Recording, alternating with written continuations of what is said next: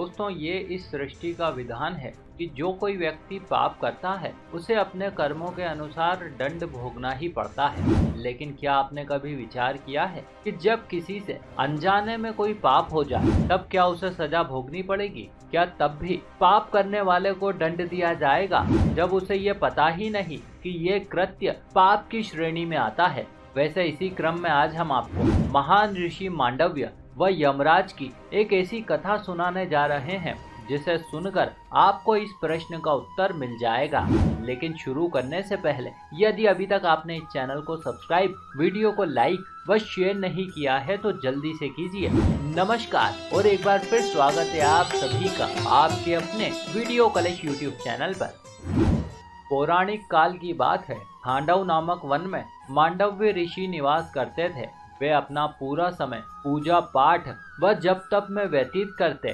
चूंकि वन बहुत ही घना और भयानक था, इसीलिए जंगली पशु व डाकुओं के भय से उस स्थान पर कोई भी मनुष्य आता जाता नहीं था। ना ही किसी को इस बात की खबर थी कि इतने घने वन में भला कोई रह सकता है। बस इन्हीं कारणों से कुछ को छोड़कर ना तो किसी ने अब तक महर्षि को देखा था और ना ही किसी को उनके तपोबल का भान था। ऐसी ही एक रात की बात है। पता नहीं कहां से एक डाकू लूट का बहुत सारा धन लेकर आया, किंतु उस समय उसके पीछे सिपाही पड़े थे। पकड़े जाने पर मृत्यु निश्चित थी। अब ऐसे में डाकू ने अपनी जान बचाने के लिए एक युक्ति भिड़ाई। उसने लूट के धन को महर्षि के आश्रम में छुपाना उचित समझा, अतः उसने ऐसा ही किया और खुद वेश बदलकर वहां से रफू चक्कर हो गया। किंतु दोस्तों, वो कहते हैं ना कि पाप का पैसा आदमी को बर्बाद कर देता है,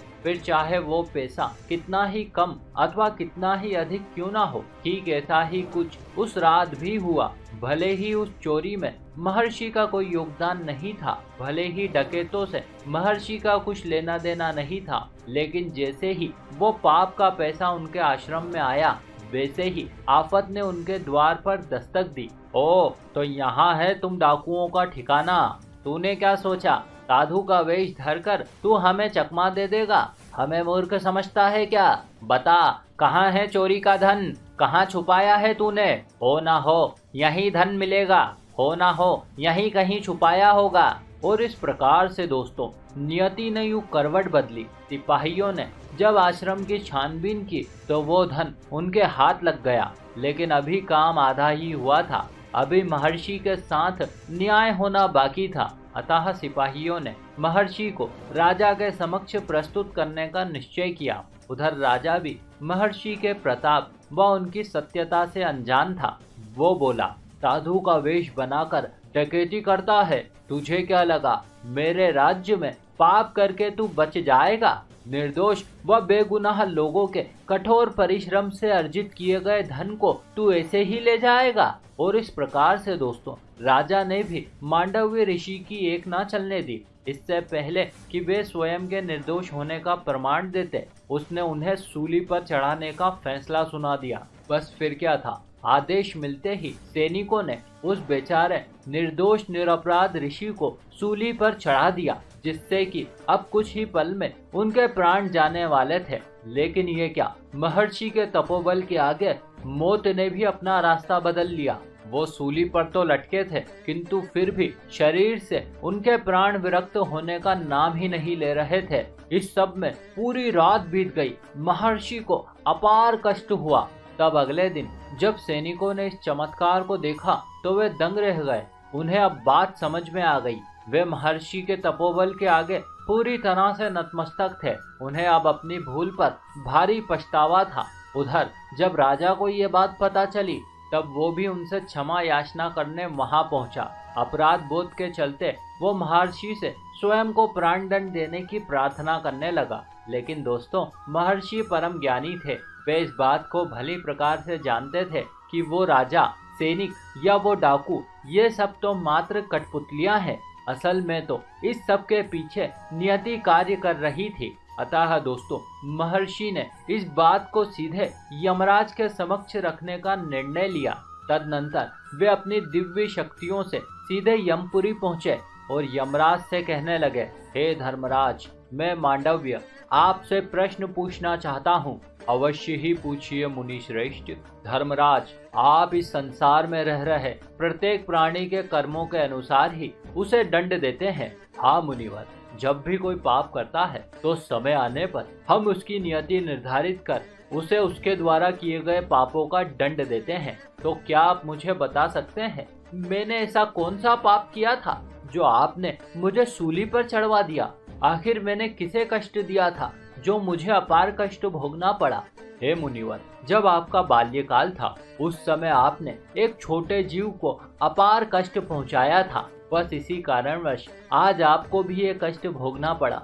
वैसे आपको जो कष्ट हुआ इस सब के लिए हमें बहुत खेद है, किंतु हम भी विधि के विधान के आगे विवश हैं। धर्मराज, बाल्यकाल में बालक अबोध रहता है, उसे अच्छे बुरे का भान नहीं रहता, और ऐसे में आखिर आप उसके द्वारा किए गए कृत्यों को पाप की संज्ञा कैसे दे सकते हैं? जब बालक को पाप पुण्य का भान ही नहीं, जब उसे कर्मों का ज्ञान ही नहीं, तो ऐसे में उसे अपार कष्ट देना न्याय संगत नहीं है।